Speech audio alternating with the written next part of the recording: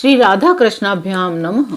भगवान श्री कृष्ण की कथाओं का आश्रय लेने वाले भक्तजनों, मैं संध्या रानी महात्मा वेद व्यास जी एवं गुरुजनों की आज्ञा से श्रीमद् भागवत महापुराण के सप्तम स्कंद के 11वें अध्याय को आरंभ करती हूँ। अध्याय 11 मानव धर्म, वर्ण धर्म और स्त्री धर्म का निरूपण। श्री सुखदेव जी कहते हैं, भगवानमय प्रहलाद जी के साधु समाज में सम्मानित पवित्र चरित्र सुनकर संत शिरोमणि युधिष्ठिर को बड़ा आनंद हुआ। उन्होंने नारद जी से और भी पूछा, भगवान, अब मैं वर्ण और आश्रमों के सदाचार के साथ मनुष्यों के सनातन धर्म का श्रवण करना चाहता हूँ, क्योंकि धर्म से ही मनुष्य को ज्ञान, भगवत प्रेम और साक्षात परम पुरुष भगवान की प्राप्ति होती है।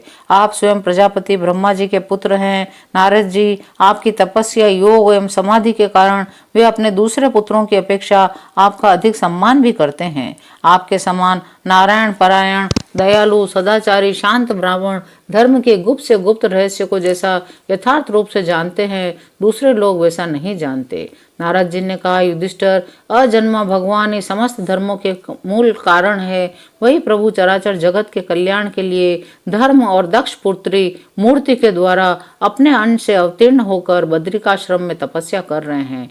उन नारायण भगवान को नमस्कार करके उन्हीं के मुख से सुने हुए सनातन धर्म का मैं वर्णन करता हूँ।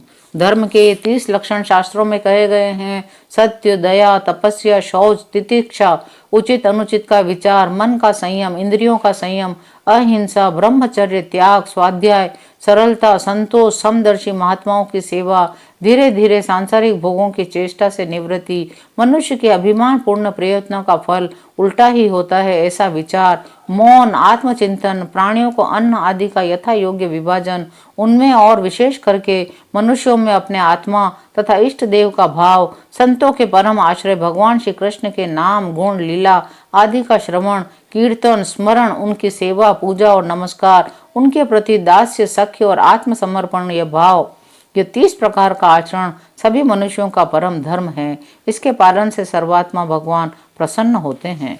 अध्ययन, अध्यापन, दान लेना, दान देना, यज्ञ करना, यज्ञ कराना, ये 6 कर्म ब्राह्मण के हैं। क्षत्रिय को दान नहीं लेना चाहिए। प्रजा की रक्षा करने वाला क्षत्रिय का जीवन निर्वाह ब्राह्मण के सिवा और सबसे यथा योग्य कर, दंड, जुर्माना आदि के द्वारा होता है।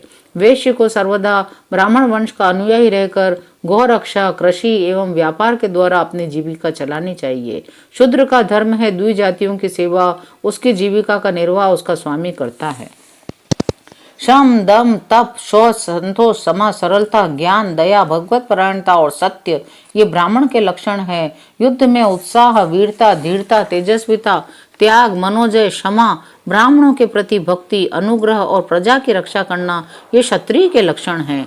देवता, गुरु और भगवान के प्रति भक्ति, अर्थ, धर्म और काम, इन तीनों पुरुषार्थों की रक्षा करना, आस्तिकता, उद्योगशीलता और व्यवहारिकता ये वैश्य के लक्षण हैं।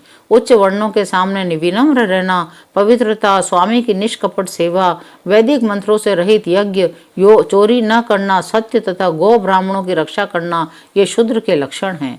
पति की सेवा करना, उसके अनुकूल रहना, पति के संबंधियों को प्रसन्न रखना और सर्वदा पति के नियमों की रक्षा करना ये पति को ही ईश्वर मानने वाली पतिव्रता स्त्रियों के धर्म हैं।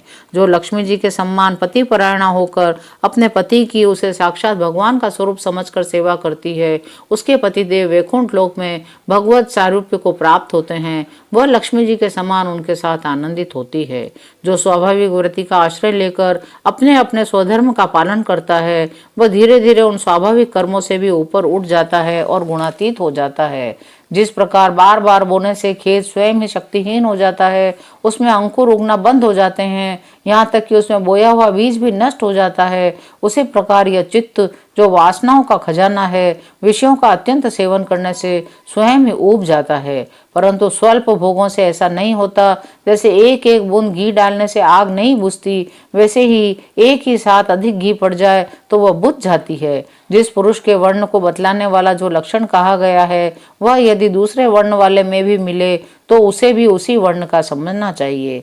11वां अध्याय यहीं विराम लेता है। शेष अगले अंकों में। जय श्री कृष्ण।